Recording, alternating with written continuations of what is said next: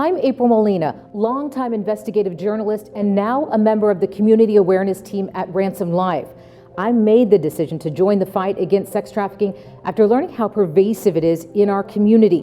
What we know about raising awareness is that it's one of the most effective ways to combat human trafficking. Our goal is to have everyone's eyes wide open, to increase vigilance by educating our community on the realities of child exploitation.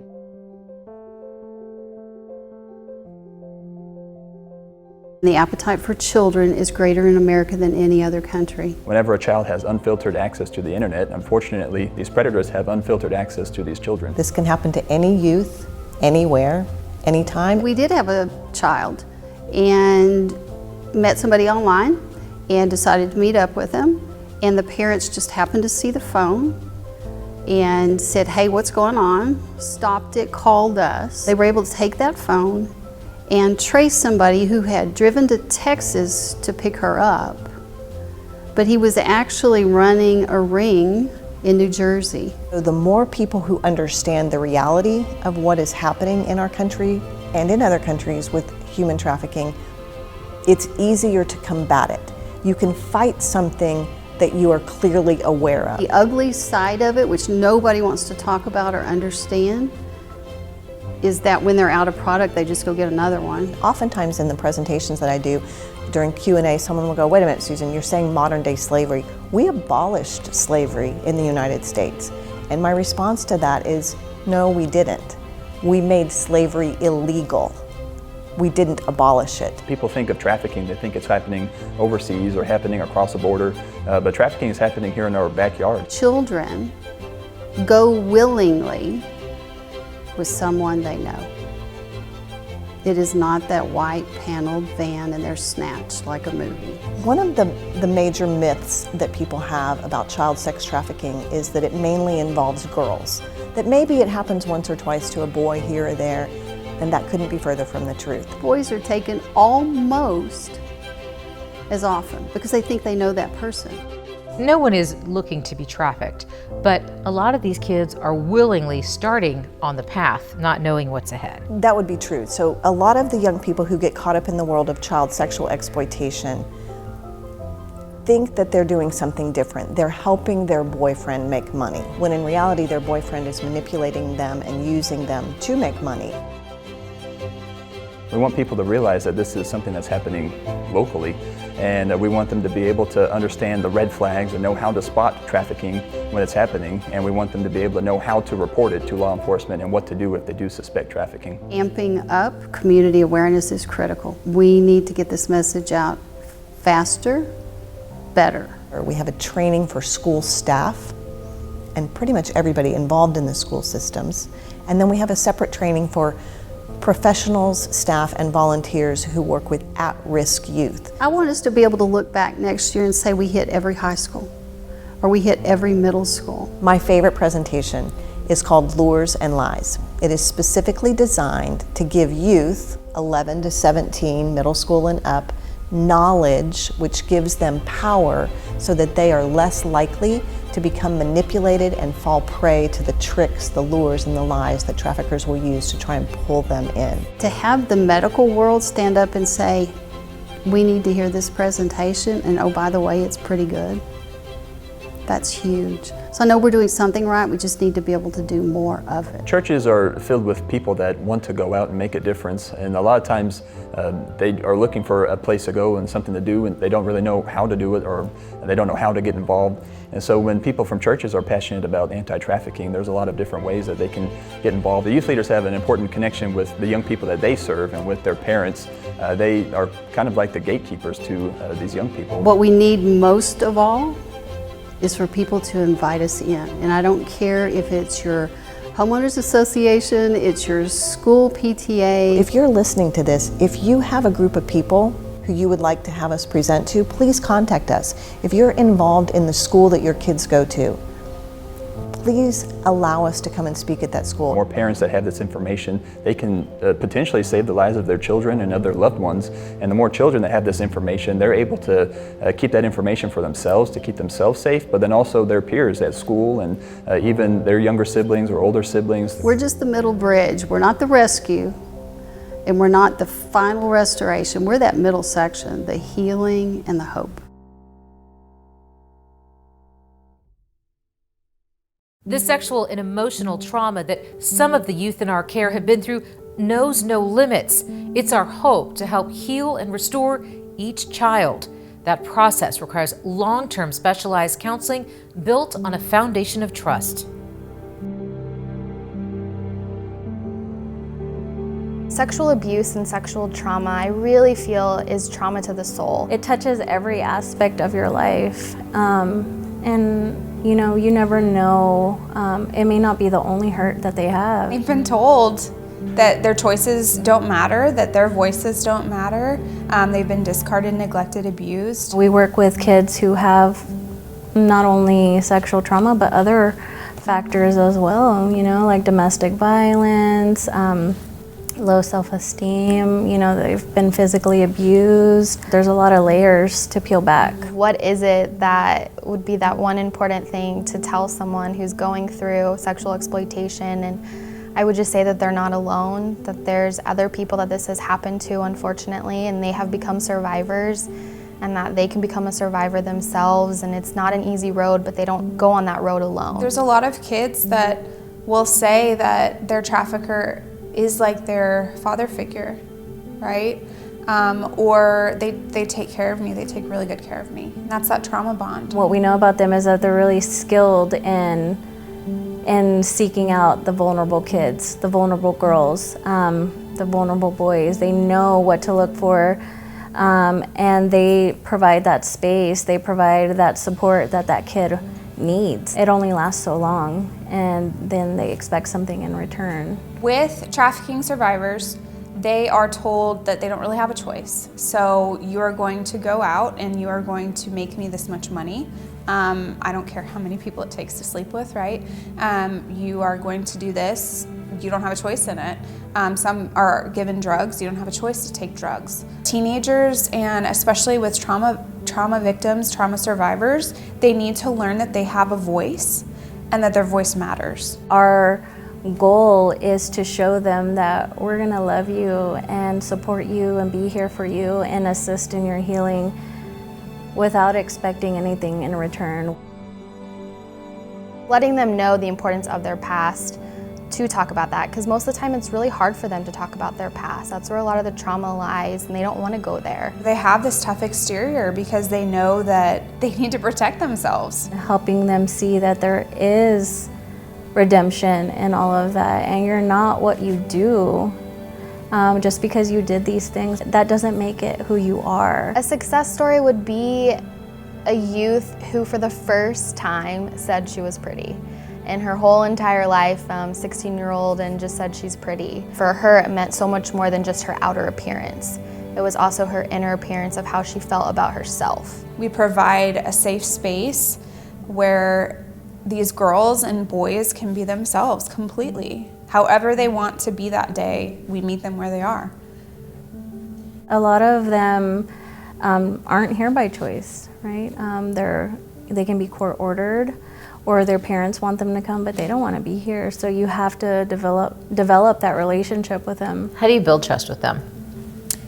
Authenticity. It's always beautiful to hear when you're working with teens that other people in their lives see a difference.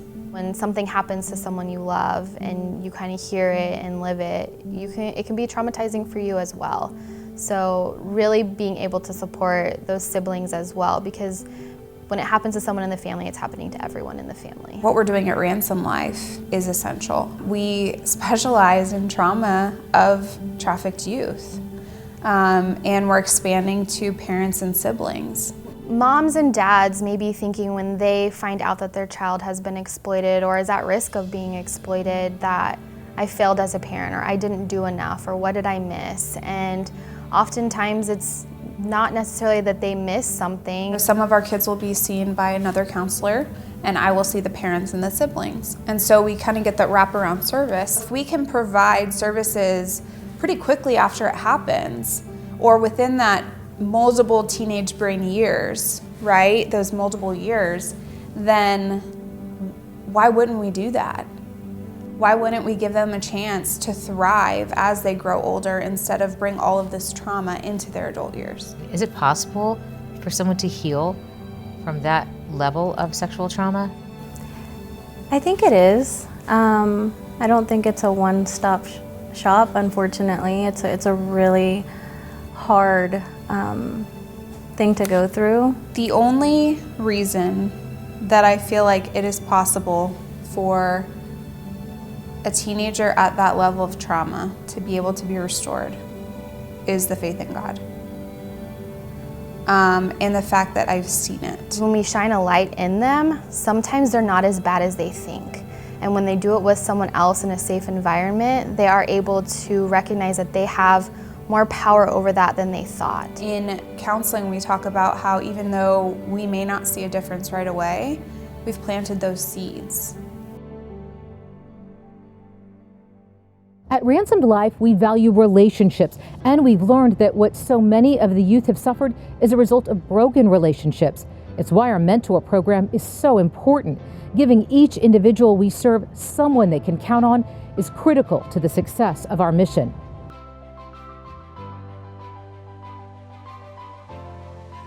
People that are supposed to love them are, some of the ones abusing them. Allowing them to feel seen, allowing them to feel loved and heard, like those are such pivotal survival necessities, I feel like, in life. And a lot of our teens aren't equipped with experiencing those. That relationship is super important because you're helping them rebuild trust in humanity as a whole. They're in a dark spot, they feel stuck, and just being able just to be that smile, just that one person that they could just feel like, okay, I could just be real with you right now, and it's okay, it's safe. I could tell you anything. I genuinely love her, and I just want to walk beside her, and if she wants it back, I'm there. A lot of people who are considering being mentors would think, gosh, do I want to hear that? Can I handle that? That's so heavy.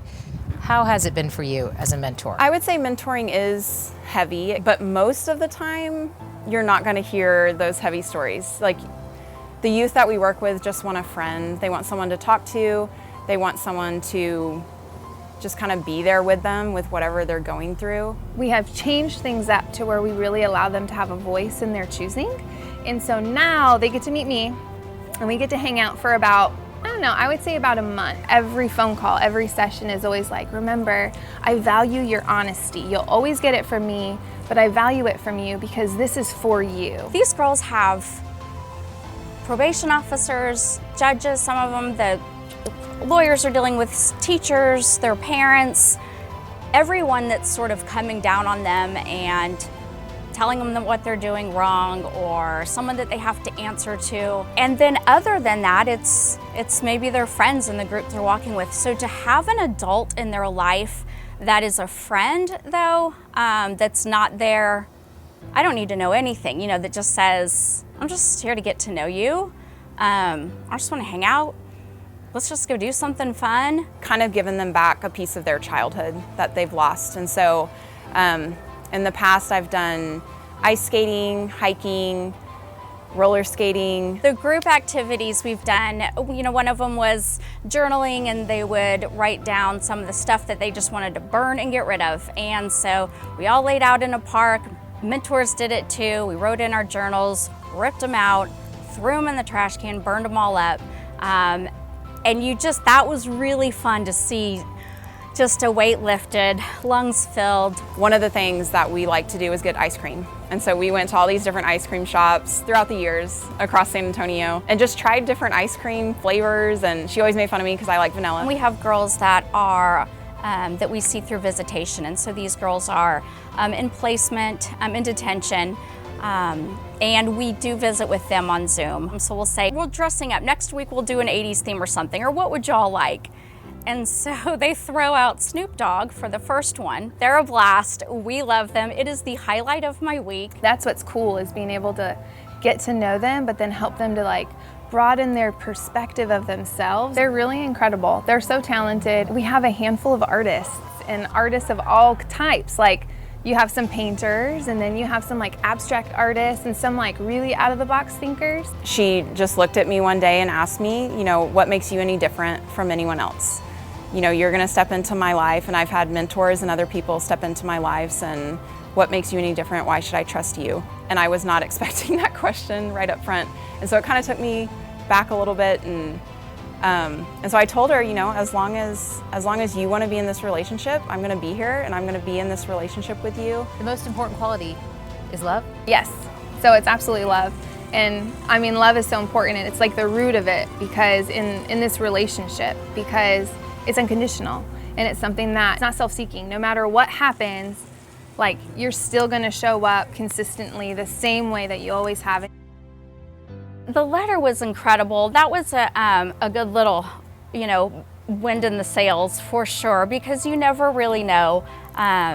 You know, you try to just pursue them with just love and acceptance, and you're like, am I getting on their nerves? Am I making a difference? But she was really intentional with the letter on just letting me know how much she appreciated the consistency. You never leave me. You're always there, and you don't question or ask why, and you love me anyway, and I'm hard to love. Ransom Life trains you extremely well to be able to be prepared for when those conversations and that relationship gets difficult. We go through you know, signs to look for, different ways to handle things, safety protocols for, you know, the mentors themselves, and then also obviously for the girls. We bring in specialized people to train.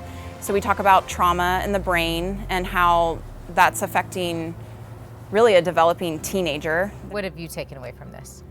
I think it's honestly just like a gift. It's something that I get to do. It's not a job. It's not something that I have to show up for. It's something that I get to do. I think that it's definitely grown me quite a bit, but it's been a beautiful process. That relationship was built through, you know, in Ransom Life, and it'll be there forever. I told my husband, we're gonna grow old with her. She is in our life for the long haul. Anyone can do something. So I fell into that category very early on with mentoring of what do I have to offer? I've never been through anything like these girls have been through. What could I say to them? You know, all those questions and doubts that pop into your mind. And I think those questions and doubts stop a lot of people from mentoring or getting involved in the fight somehow. And so I like to tell people that there's always something that you can do. These youth would love to hang out with anyone that has a heart for them and wants to give them time and be with them.